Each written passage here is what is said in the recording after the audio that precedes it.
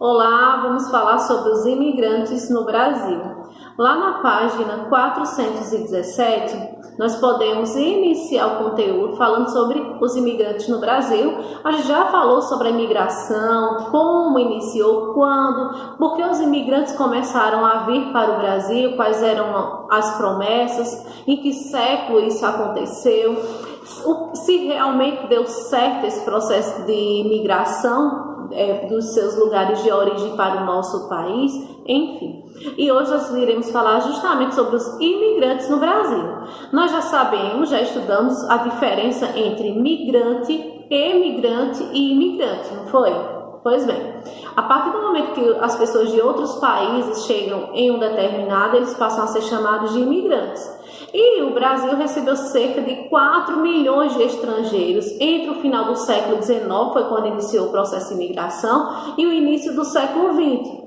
O maior número chegou entre 1887 e 1930, entre esses anos. Inicialmente, os italianos foram o maior grupo europeu que veio para o Brasil.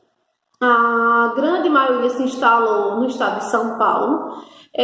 Já os portugueses foram a segunda maior população, além de vários outros grupos de imigrantes, como japoneses, sírio-libaneses, enfim. Os trabalhadores estrangeiros eram, em geral, camponeses ou operários de fábricas, então eles tinham essas características, que foram atraídos com a propaganda do governo brasileiro, lembram?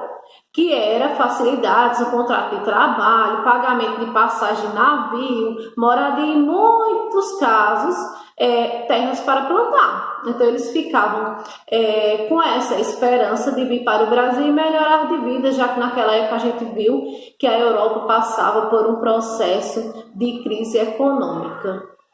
Assim, a esperança desses grupos de imigrantes era cumprir os contratos, inicialmente em fazendas de café ou até mesmo em fábricas nas zonas urbanas.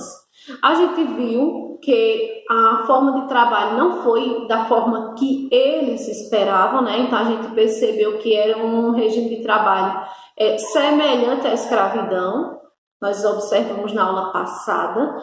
Também foi possível notar que aquela promessa que eles pagariam todas as despesas acabavam não sendo reais, Então eles teriam que pagar de uma certa forma por todas as despesas, o que levava a eles a contrair muitas dívidas.